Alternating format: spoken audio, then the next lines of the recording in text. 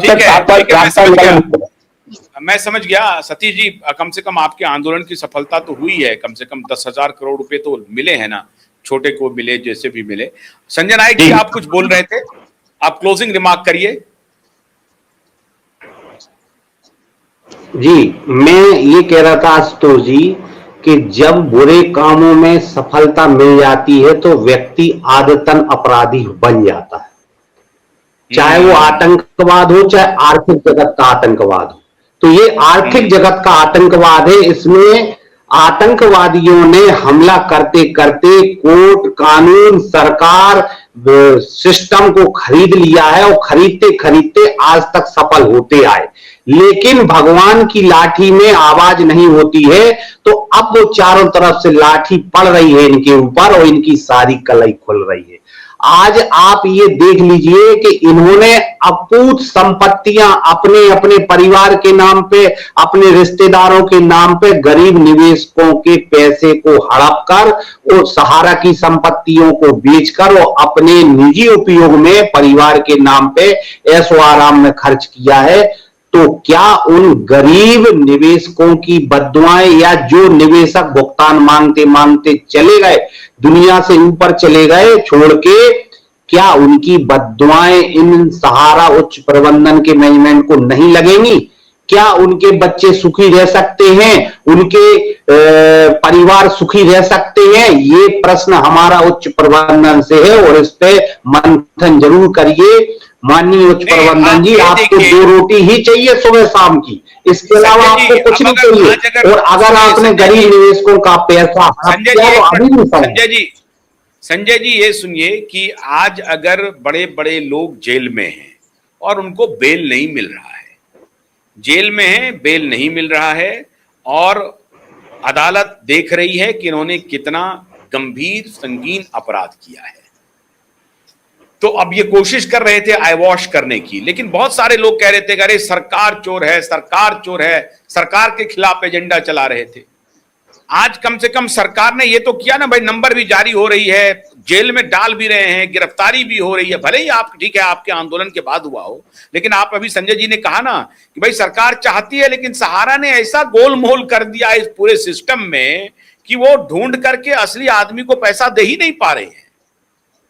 लेकिन हमारी सुझाव ये भी होगी कि जैसे एक लोकल लेवल पे आप एफिडेविट करा करके देते चले जाएं अपने लोकल डिस्ट्रिक्ट मजिस्ट्रेट के यहाँ से या कहीं से भी कि आप एक बोनाफाइड इन्वेस्टर हैं, ये आपका आईडी है। मान लीजिए सतीश कुमार चतुर्वेदी है और सतीश चतुर्वेदी है, इस दोनों का डिफरेंस हो रहा है, तो आप एफिडेविट में कर दें कि मैं सतीश कुमार चतुर्वेदी और सतीश चतुर्वेदी दोनों में एक ही हूं, कोई दूसरा नहीं है, इसका मैं शपथ देता हूं।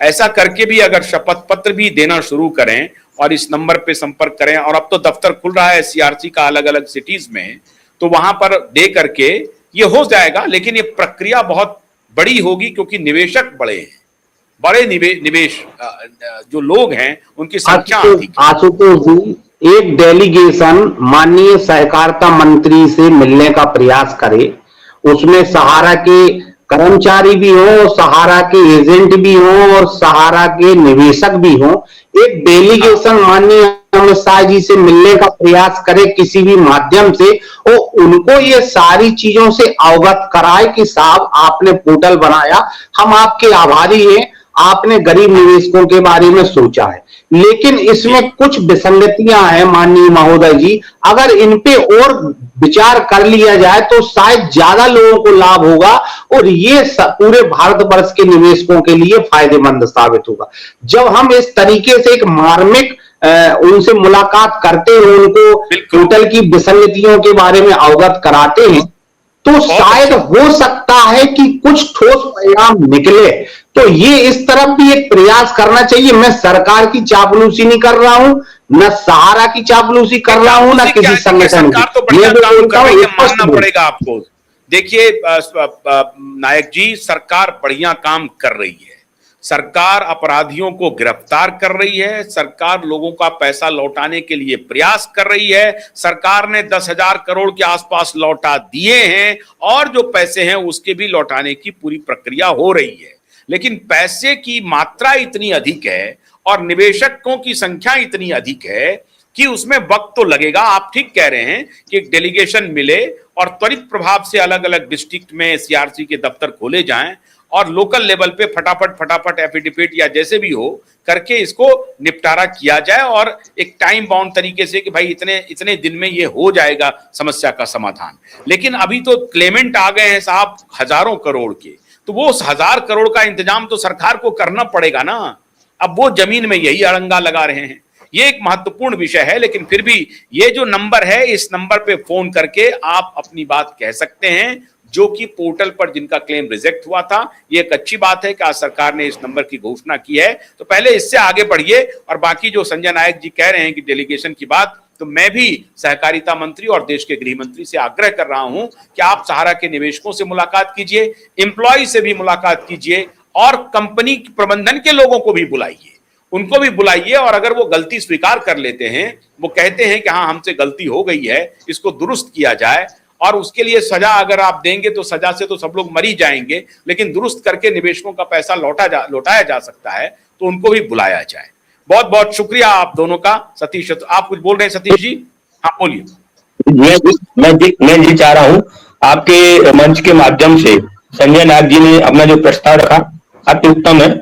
और मेरा भी प्रस्ताव ये है कि जैसे मान लो अगर रिटायर्ड है सुभाष रेड्डी जी जो सीआरसीएस को देख रहे हैं, मैंने कई बार प्रयास किया, तो मैं भी चाहता हूं आपके चैनल के माध्यम से मतलब जो वीडियो पहुंचे वो देखे सुने, तो समय दें, तो हम लोग मिलकर के ये बात जो सीआरसीएस की जो दिक्कतें हैं वहां तक पहुंचाएं। तो कई बार ऐसा होता है हम कार्यालय गए लेकिन मुलाकात नहीं हो पाई, क्योंकि बात रखने के लिए वो मंत्री जी है, समय दे या ये समय कोई ना कोई समय दे जिससे सारी बात सारा निवेशक पीड़ितों की जो कमियां हैं वो वहां तक रखें, उसमें सुधार हो और वहां तक बात पहुंच सके। बहुत बहुत धन्यवाद। बिल्कुल सही बात, नमस्कार। बिल्कुल, बहुत बहुत शुक्रिया।